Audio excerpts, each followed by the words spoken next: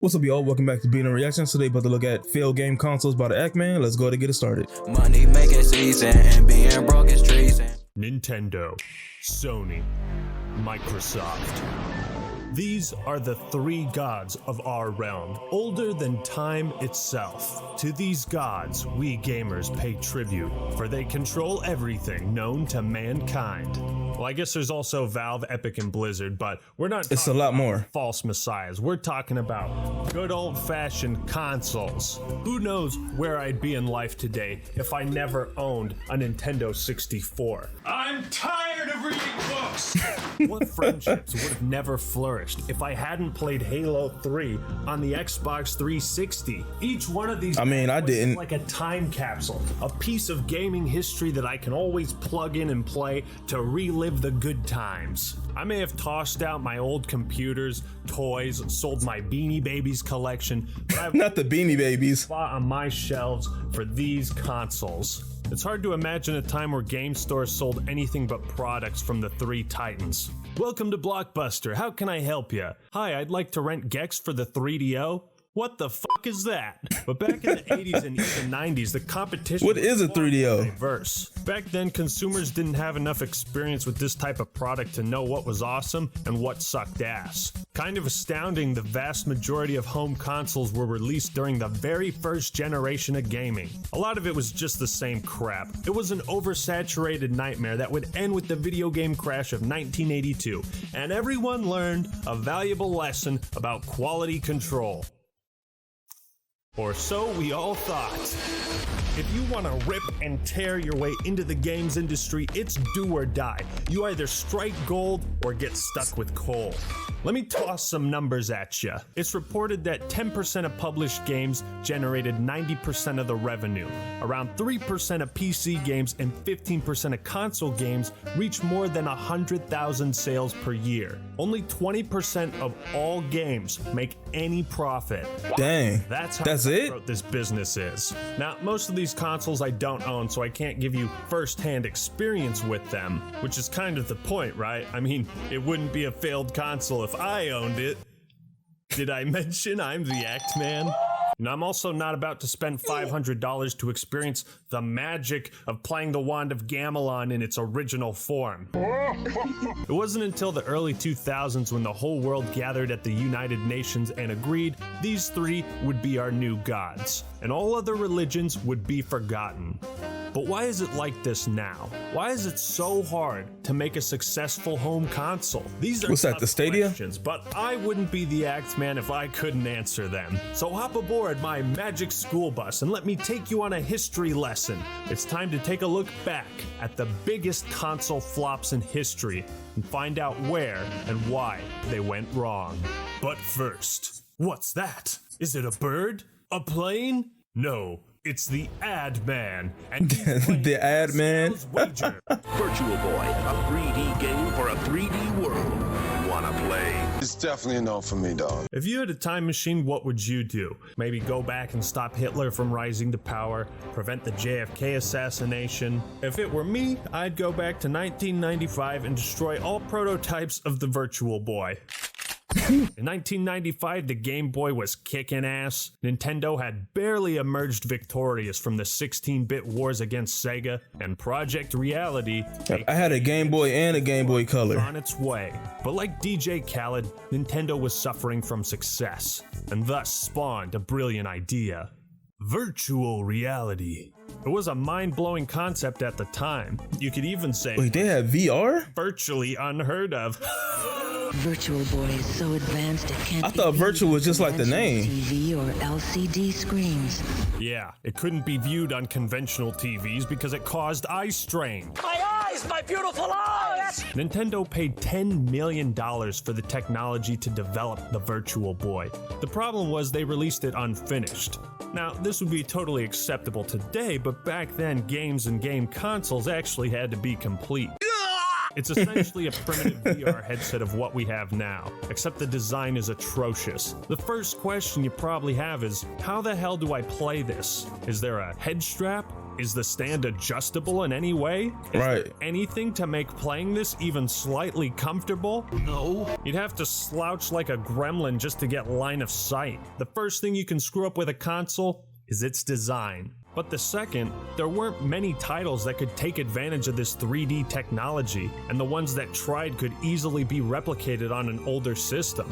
If you compare Red Alarm to Star Fox on Super Nintendo, there's no competition. The Virtual Boy had a mediocre, minuscule lineup of games. And everything black and red. Want to look at this for more than 30 minutes? If you like monochrome and the color red, buy a Virtual Boy. That's what the ad should have said. Now, it was promoted as a portable console. What, were people expected to bring this to the freaking park?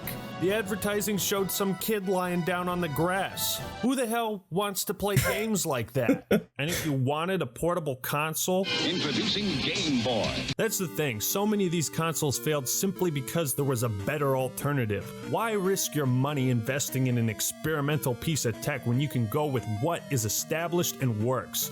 Who made the Virtual Boy? Is nothing more than a curious piece of gaming history. While it was a huge stain on Nintendo's reputation for a while, some good did come out of it. Wario Land would spawn a couple sequels and eventually get his own franchise. Not content with wasting potentially great ideas, the 3D effect was reinvented with the 3DS. Failed gaming consoles have so much to teach us, and I find the Virtual Boy so interesting because 26 years later, virtual reality is still a niche market. It makes you wonder if it'll ever be mainstream. But you want to see something more recent and relatable, huh? Don't you? Well, I got you. Stadia is only the newest, most logic-defying Dang, Stadia, it just came out. platform on Earth. The lie detector determined that was a lie. With all the profits to be had in gaming, of course one of the biggest tech companies would try to dive in. How hard could it be? I remember going to PAX West in 2019 and Google had a booth where you could play Doom Eternal. The guy there told me all about the Bro, the Stadia already did. It literally just came out. Like, how is it already dead? Oh, you said Nintendo? Nintendo made the Virtual Boy? That's interesting. That's very interesting. But man, how did Stadia already die that quick? It's only been like 3 years. console, how it worked, and why it was so cool and revolutionary. And after about 5 minutes of him talking, I just sat there and I was like, I don't have a clue what you're talking about, Phil. Not a fucking clue. I didn't understand the concept then, and I still don't now. All I can say is playing Doom Eternal on Stadia was like gaming on a 10-year-old computer. From what I understand, it's like a cloud gaming thing.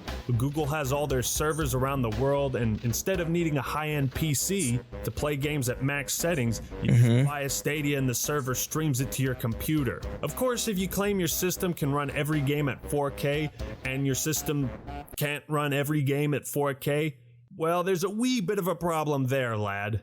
You might even get hit with a class action lawsuit. And boom goes the dynamite. The Stadia's performance was entirely based on your internet connection. When it launched, most people realized it wasn't everything Google made. Wow, the delay. They called it a beta product and said that it should have been labeled as such. Users also found their complaints fell on deaf ears as Google wasn't really keen on this thing called communication. Well, that's strike three. If you can't be honest and straightforward with what the game plan is, how you're gonna address major complaints and fix this shit, I don't want any part of it. I'm not gonna sit around waiting for you to figure it out. It also doesn't help to be selling a mandatory subscription service alongside. Strike 4 is when the creative director tweets out some shitty hot takes about how streamers should be buying a license to play and stream games. And I know What? your opinion's wrong. This just demonstrates how out of touch the developers for Stadia really are. Guess it doesn't matter since Google pulled the plug on developing games entirely. What a shame. Also, the Stadia platform doesn't have a search option, and it's made by Google. Tom, if irony That makes no sense. we'd all be drinking a lot of smoothies right now. Now, this is another factor of console failure, releasing a product in a market where that need is already met. Epic Games and Blizzard were able to make their own clients and platforms pretty successful because of the name and brand behind it, as well as the quality of games. Steam, of course, has been well established for 15 years. Stadia has no real exclusives. But what's real frightening is how a massive company like Google couldn't break into the game industry. The sales pitch of the Stadia was just too confusing. I still don't get what the appeal is, and I don't think I need to. I mean, the Xbox Cloud Gaming, that's what they doing now. I forgot what the name of it was. I think it's just Xbox Cloud Gaming. But they started that after Stadia, and they're having way more success than Stadia is. Cause I've been hearing from people who tried it out. xCloud, yeah, that's the name, xCloud. I've heard people use that and it goes fine. So the fact that Google can't figure it out, Neptune used it too. Yeah, all I hear is good reports from it that it works. So the fact that Google can't do it with all their servers, with all their data servers, that's just ridiculous. They don't have a search function. You're Google. All you do is search. Like, bro, what do people be thinking? The CD-ROM? Funny you should mention the CD-ROM. Oh? CDI here has everything you'd get in a CD-ROM, except the problems. Are you sure about that? In this humble acting male's opinion, there might be no bigger piece of crap than the Philips CDI. I hope she made lots of spaghetti. This monstrosity was massive in size, and it retailed. That's just a DVD player. $100 in 19. 800. That's equal to $1,380 today.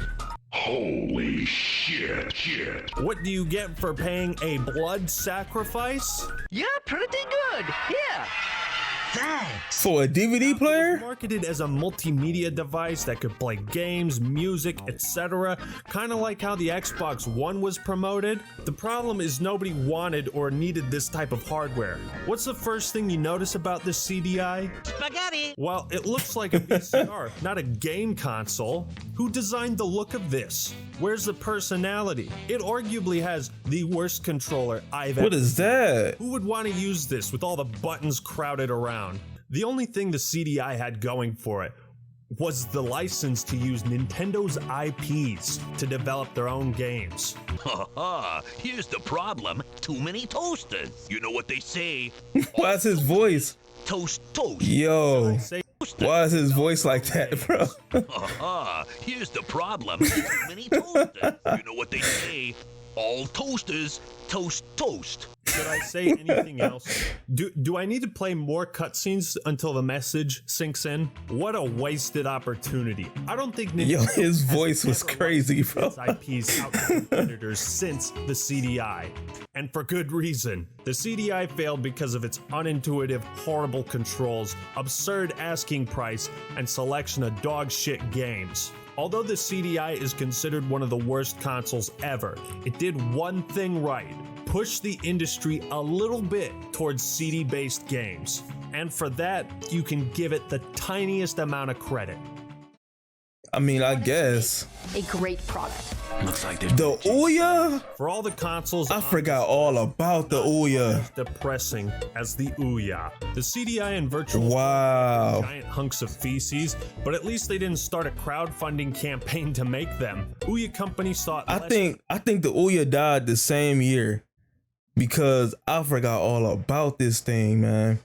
This thing died so quick. $1 million, but ended up getting over 8.5. It really struck a chord with people. Maybe this could be a new challenger to rival the big three. The biggest appeal was its cheap price at $99, but also you'd get hundreds of games free to try. It was all like app games. The money.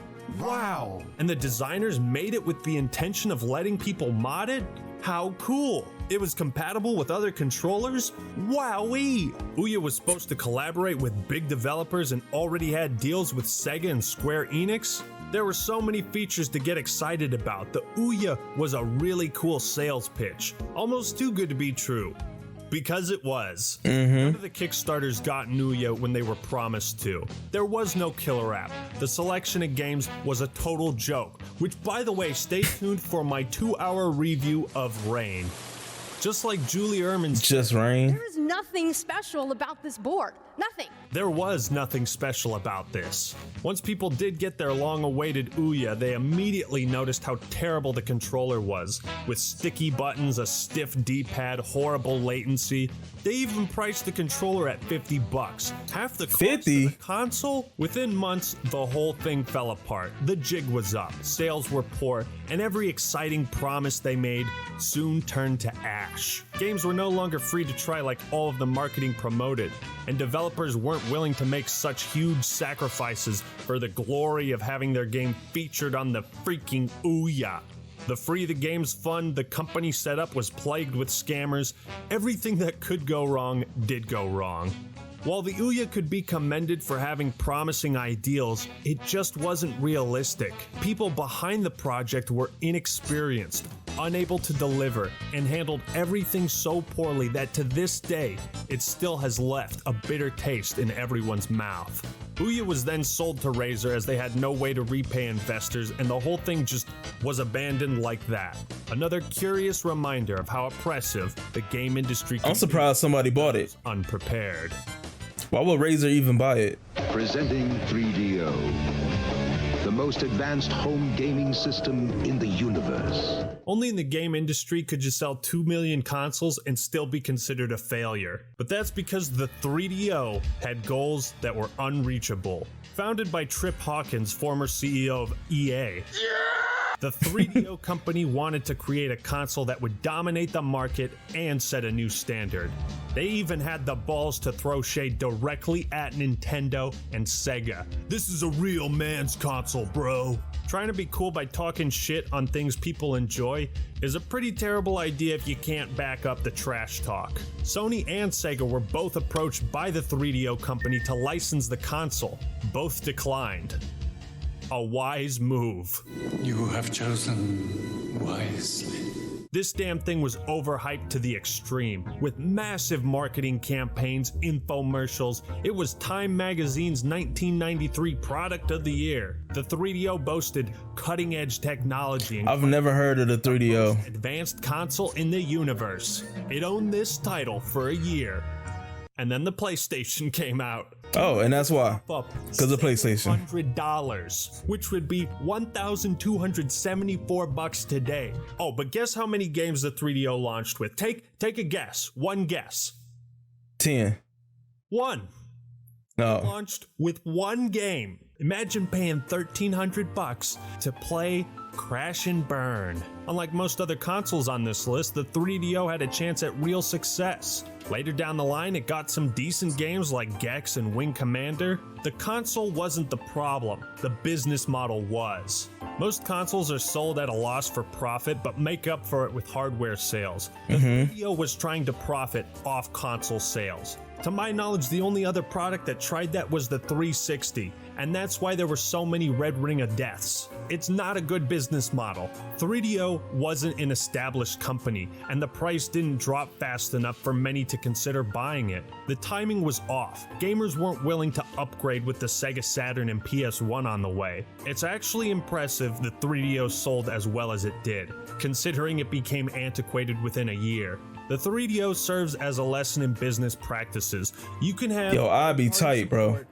If I paid $1,300 for a system just for it to be old in a year and a new thing come out that's way better, I'd be tight. I'd be trying to get my money back. I'd be too tight. Great games, a powerful piece of hardware, and an insane marketing campaign, but without proper timing and a more widespread appeal, it's damn near impossible to gain a foothold. 6 times more powerful than 3DO. Alright, baby.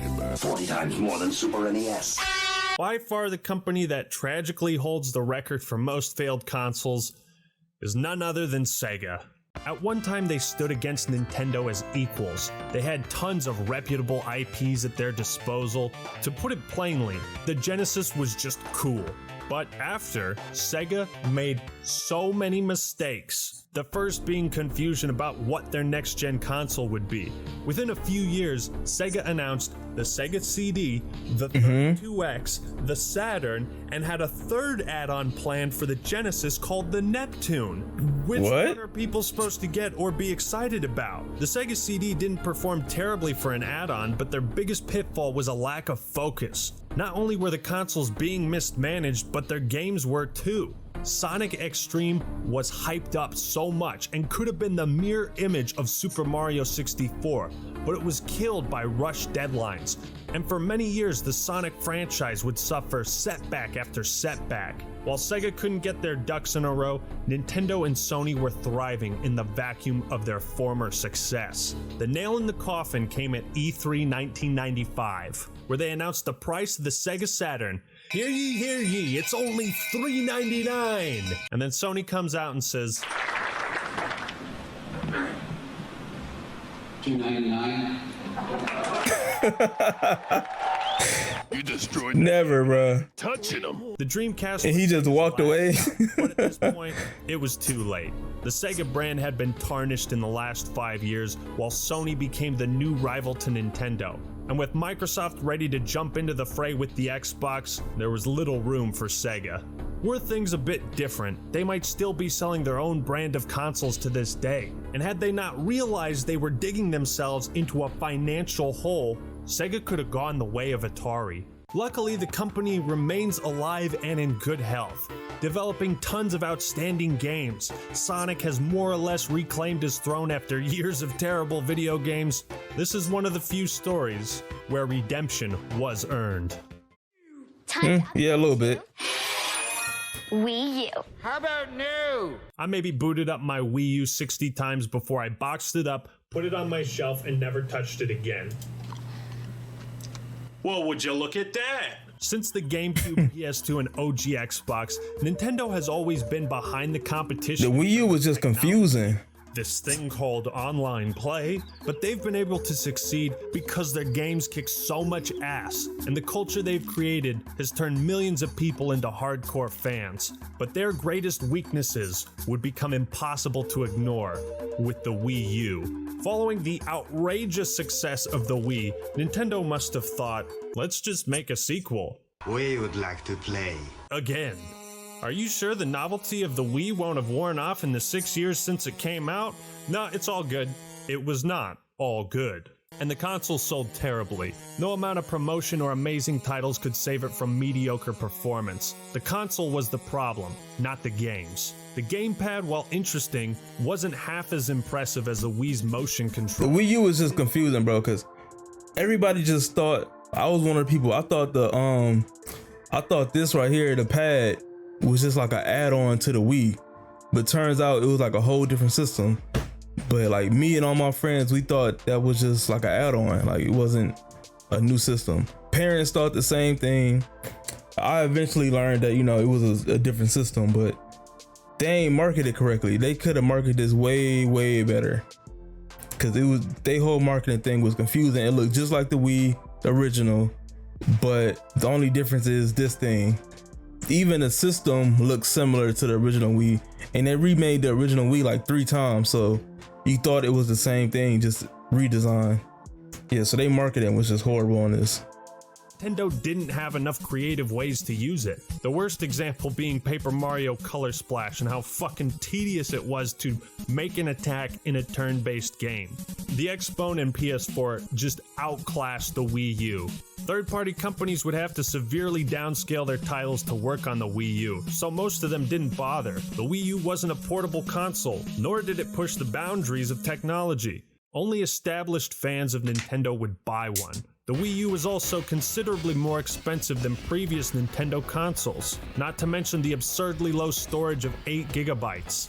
Ooh, that's kind of small. PS4 and Xbox One were also multimedia devices capable of doing more than just gaming. Why couldn't you just compete, huh?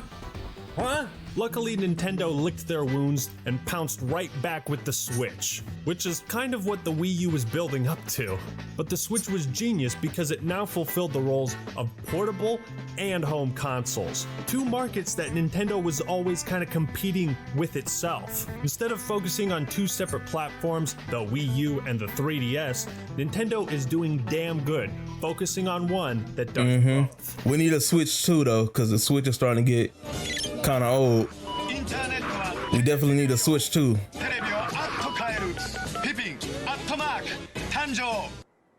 What the hell is that?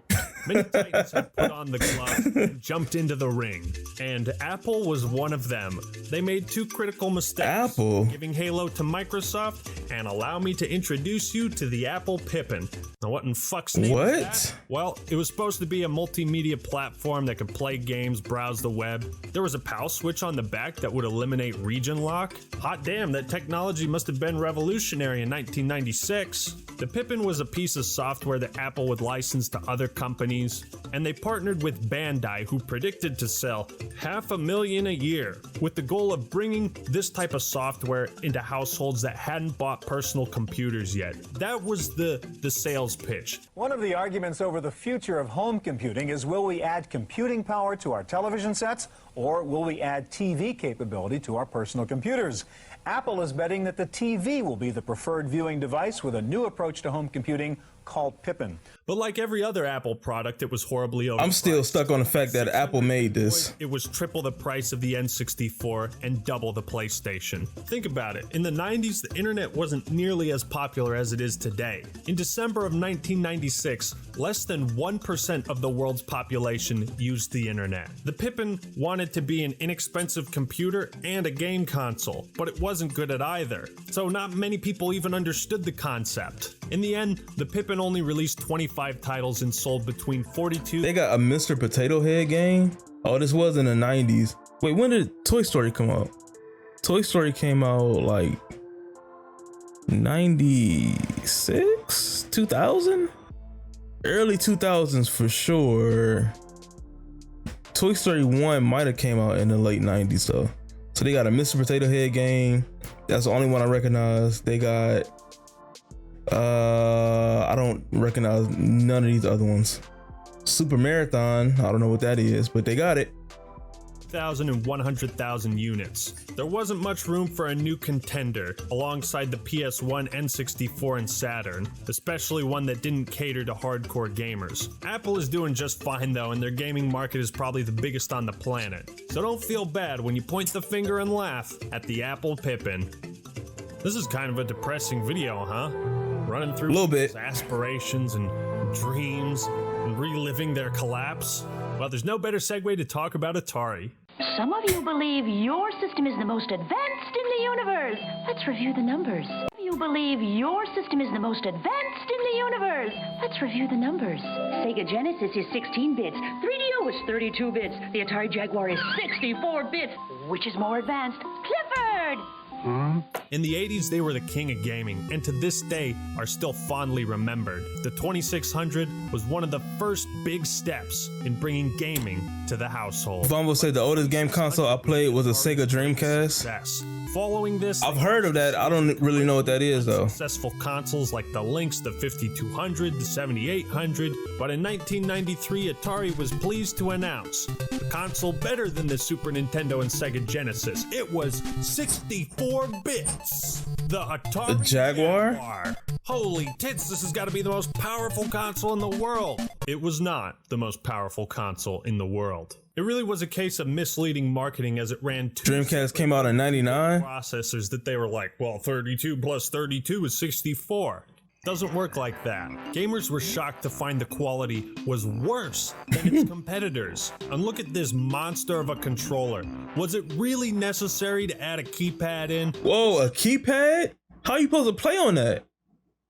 I mean, I get not having sticks because, you know, it was older, but a freaking keypad and an ABC button? Monster of a controller. This don't make no sense. Was it really necessary to add a keypad? I mean, look at this. It makes absolutely zero sense. What are you supposed to do with this? What are you supposed to do with these numbers? pad in. This isn't the 80s anymore. This thing makes the Duke look like a micro penis. There were only 50 licensed titles. The console's small size, technical problems, and lack of quality games were the biggest factors of its failure. Atari desperately tried to stay relevant by creating the Jaguar CD, but this only sped up their rapid decline. The Jaguar sold about 250,000 units, and its failure resulted in Atari leaving the console business forever. A sad end to a beloved company. Some of you might be familiar with Mattel Electronics. If you're 100 years old, then you know that they created the Intellivision, a console that predates even the legendary Atari 2600. For 27 years, Mattel did not release a new console, and they really shouldn't have ever tried to. The new Hyperscan video game system is here, featuring X-Men. It's where collectible card games meet video games. This is the worst console design I've ever seen. You know, most games were either discs, cartridges, but cards? Who thought that was a good idea? Wait, the game was a card? Scan them to get it to work. Its design is so terrible, it can't even stand up on a table properly. This atrocity competed against the 360, Wii, and PS3, so it's no wonder it never gained any kind of traction. Imagine getting one of these for Christmas. Fuck you, Grandma. Of the 10,000 that were sold, a vast majority of them were returned because the failure rate was so high. Even though it was only $70, that still didn't help. Near the end of its lifespan, stores were selling this damn thing for $10. The only value anybody can get out of this now is making a video on how terrible it was. But it also had the longest load times of any console ever. Only 5 games were ever released. And you want to take a guess as to what they looked like? 5 games? Flash games better than this. Overall, the Hyperscan is known for one thing and one thing only. Wait, Ben 10? It had a Ben 10 game? When did this come out? I missed when it said it came out. Better than this. Overall, the Hyperscan. They got a Ben 10 thing. Ben 10 was like 06. Oh, Ben 10 was like 06. When the heck did this come out? Oh yeah, it came out in like 06. Wow, I never even knew about this. And it just stopped in 2021? They literally just stopped this? They crazy. Collectible card games meet video games. They crazy. Only 5 games were ever released. And you want to take a guess as to what they looked like? Yeah, you've seen Flash games better than this. Overall, the Hyperscan is known for one thing and one thing only, being the biggest piece of shittest thing ever.